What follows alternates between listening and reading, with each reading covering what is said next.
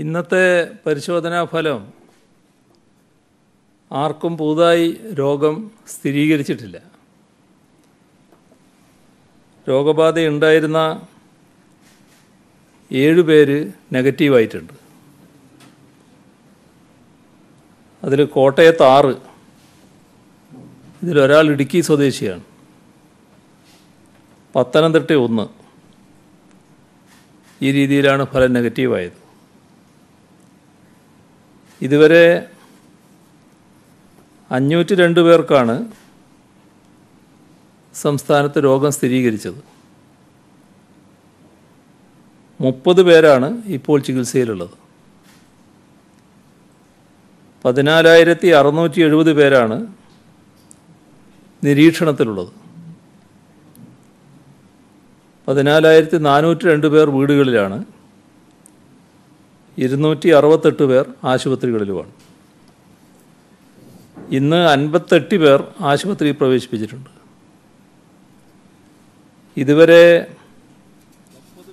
34,599 സാമ്പിളുകളാണ് പരിശോധനയ്ക്ക് അയച്ചത്. 34,063 എണ്ണം രോഗബാധയില്ല എന്നുറപ്പായിട്ടുണ്ട്. ഇന്ന് പരിശോധന നടത്തിയത് 1,154 സാമ്പിളുകളാണ്. സെന്റിനൽ സർവൈലൻസിൻ്റെ ഭാഗമായി മുൻഗണനാ ഗ്രൂപ്പിലെ 2,947 സാമ്പിളുകൾ ശേഖരിച്ചതിൽ 2,147 എണ്ണം നെഗറ്റീവായിട്ടുണ്ട്. ഇപ്പോൾ നമ്മുടെ സംസ്ഥാനത്ത് 6 ജില്ലകളിൽ മാത്രമാണ് കോവിഡ് ബാധിച്ചവർ ചികിത്സയിലുള്ളത്. കണ്ണൂരിൽ 18 പേർ ചികിത്സയിൽ തുടരുന്നുണ്ട്. കോവിഡ് മുക്തമായി 8 ജില്ലകൾ: കോഴിക്കോട്, മലപ്പുറം, തൃശ്ശൂർ, എറണാകുളം, കോട്ടയം, പത്തനംതിട്ട, ആലപ്പുഴ, തിരുവനന്തപുരം. പുതുതായി ഇന്ന് ഹോട്ട്സ്പോട്ടുകളൊന്നുമില്ല. നിരീക്ഷണത്തിൽ കഴിയുന്നവരുടെ എണ്ണത്തിൽ ഉണ്ടായ കുറവും ആശ്വാസകരമായ കാര്യമാണ്. ലോക്ക്ഡൗൺ കാരണം വിദേശ രാജ്യങ്ങളിൽ പെട്ടുപോയ കേരളീയർ നാളെ മുതലാണ് നാട്ടിലെത്തുന്നത്. അത് സംബന്ധിച്ചുള്ള നടപടിക്രമങ്ങൾ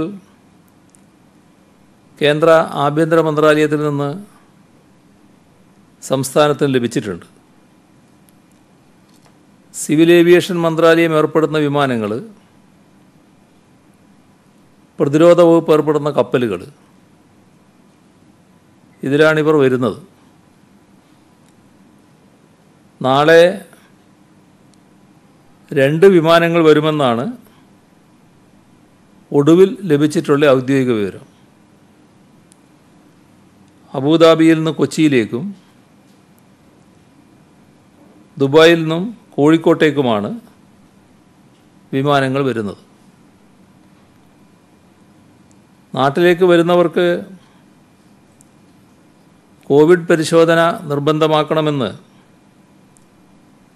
ആരോഗ്യ കാരണങ്ങൾ മുൻനിർത്തി സംസ്ഥാനം പ്രധാനമന്ത്രിയോട് അഭ്യർത്ഥിച്ചിരുന്നു. അതിൻ്റെ മറുപടി ലഭിച്ചിട്ടില്ല.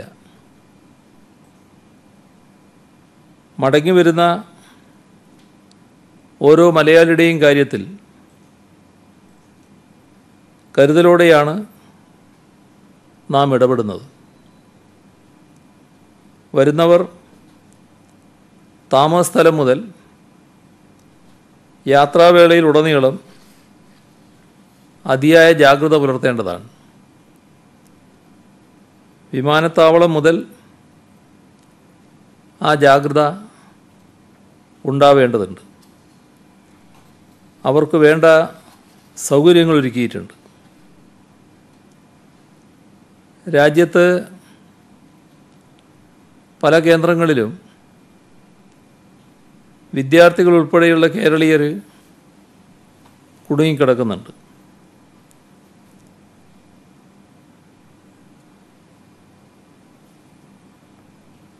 ദില്ലി ജാമിയ മിലിയ സർവകലാശാലയിലെ മലയാളി വിദ്യാർത്ഥികൾ അവർക്ക് ലഭിച്ച ഒരു നിർദ്ദേശം ഈ മാസം 15-ന് മുൻപ് ഹോസ്റ്റലുകൾ ഒഴിയണമെന്നാണ്.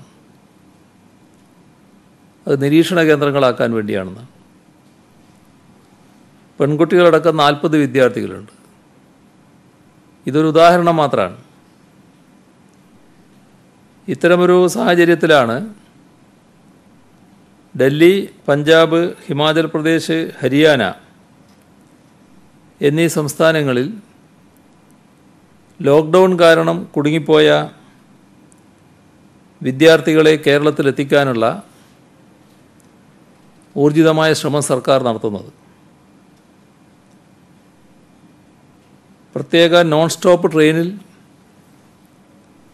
ഇവരെ കേരളത്തിലേക്ക് എത്തിക്കാൻ കഴിയണമെന്നാണ് ആവശ്യം. അതുമായി ബന്ധപ്പെട്ട് ഈ 4 സംസ്ഥാനങ്ങളിലെയും മുഖ്യമന്ത്രിമാർക്ക് കത്തയച്ചിട്ടുണ്ട്. സർക്കാരിന് ലഭിച്ച കണക്കുകളനുസരിച്ച് 1200ഓളം മലയാളി വിദ്യാർത്ഥികൾ തിരിച്ചു വരാനായി ഈ 4 സംസ്ഥാനങ്ങളിലുണ്ട്. 723 പേര് ഡൽഹിയിലുണ്ട്. 348 പേര് പഞ്ചാബിൽ, 89 പേർ ഹരിയാനയിൽ, ഹിമാചലിൽ 17 പേര്. ഇപ്പോൾ ഡൽഹിയിൽ നിന്ന് സ്പെഷ്യൽ ട്രെയിൻ ഏർപ്പെടുത്തിയാൽ മറ്റ് സംസ്ഥാനങ്ങളിൽ നിന്നുള്ള വിദ്യാർത്ഥികൾ ഡൽഹിയിലെത്തി യാത്ര ആരംഭിക്കാൻ പറ്റും. ഇത്തരത്തിൽ ഉള്ള ബന്ധപ്പെടലാണ് സംസ്ഥാനങ്ങളുമായി നടത്തുന്നത്. ഇത് സംബന്ധിച്ച് റെയിൽവേയുമായി ഔപചാരികമായി ബന്ധപ്പെടാൻ ഡൽഹി മുഖ്യമന്ത്രിയോട് അഭ്യർത്ഥിച്ചിട്ടുണ്ട്. പ്രത്യേക ട്രെയിനിൻ്റെ തീയതി ലഭിക്കുമ്പോൾ അതിനനുസരിച്ച് വിദ്യാർത്ഥികളെ മുഴുവൻ ഡൽഹിയിലേക്ക് എത്തിക്കാൻ ഈ വിവിധ സംസ്ഥാനങ്ങളുമായി ബന്ധപ്പെടും. കേന്ദ്ര ഗവൺമെൻറ്റുമായും ഈ കാര്യത്തിൽ ആശയവിനിമയം നടത്തുന്നുണ്ട്. ഇതര സംസ്ഥാനങ്ങളിൽ നിന്ന് കേരളത്തിലേക്ക് ഇതുവരെ എത്തിയവർ 6802 പേരാണ്.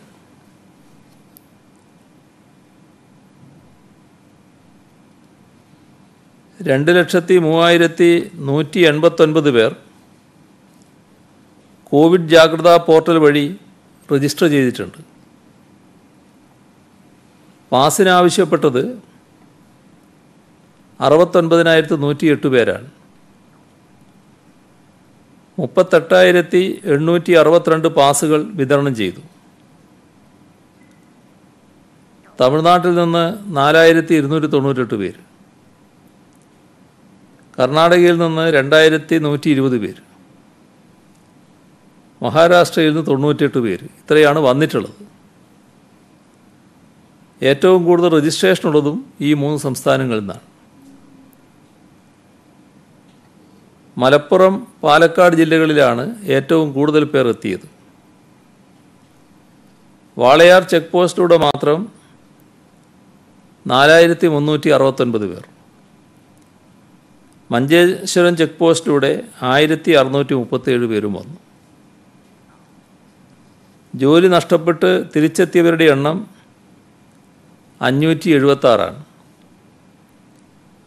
ലോക്ക്ഡൗൺ കാരണം മാതാപിതാക്കളിൽ നിന്ന് മാറി നിൽക്കേണ്ടി വന്ന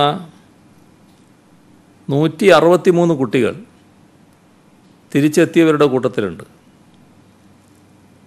സംസ്ഥാനത്ത് അടിയന്തര ചികിത്സക്കായി 47 പേരെത്തി. 66 ഗർഭിണികളും എത്തിയിട്ടുണ്ട്. മറ്റ് സംസ്ഥാനങ്ങളിൽ നിന്നും കേരളത്തിലേക്ക് വരുന്നതിനുള്ള മാർഗനിർദ്ദേശങ്ങൾ പ്രസിദ്ധീകരിച്ചിട്ടുണ്ട്. അത് കൃത്യമായി പാലിക്കുന്നത് ഉറപ്പുവരുത്തണം. ഇപ്പോൾ ഉള്ള സ്ഥലം ഹോട്ട്സ്പോട്ട് ആണെങ്കിൽ തിരിച്ചെത്തിയാൽ സംസ്ഥാനം ഏർപ്പെടുത്തുന്ന ക്വാറന്റൈനിൽ 7 ദിവസം കഴിയണം. എന്നാൽ ഈ ക്വാറന്റൈൻ കാര്യത്തിൽ ഗർഭിണികളെ ഒഴിവാക്കുകയാണ്. അത് വിദേശത്തു നിന്നായാലും മറ്റ് സംസ്ഥാനങ്ങളിൽ നിന്നായാലും വരുന്ന ഗർഭിണികൾക്ക് വീടുകളിലേക്ക് പോകാം. അവരെ വീടുകളിലാണ് നിരീക്ഷണത്തിൽ കഴിയേണ്ടത്. ബാക്കിയുള്ളവർ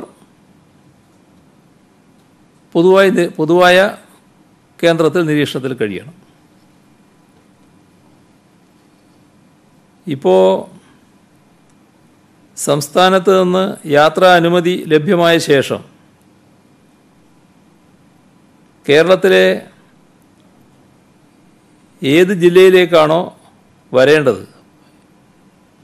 ഇപ്പോൾ ഉള്ള സംസ്ഥാനത്ത് നിന്ന് യാത്രാനുമതി ലഭ്യമായ ശേഷം ഏത് ജില്ലയിലേക്കാണോ ഇവിടെ വരേണ്ടത് ആ ജില്ലയിലേക്കുള്ള യാത്രാനുമതിക്കായി പേര് രജിസ്റ്റർ ചെയ്യേണ്ടതുണ്ട്. അത് COVID-19